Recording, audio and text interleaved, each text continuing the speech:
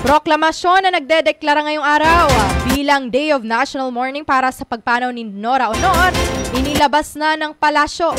Para sa buong ulat, pakinggan naman natin si Sibiswa Calabanga intern Emeline Diwata.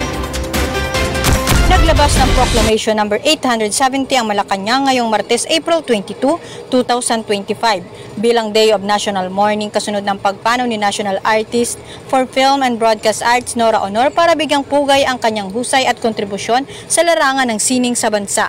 Pumanaw ang batikanang aktres nito lamang nagdaang linggo, araw ng Miyerkules, Abril 16.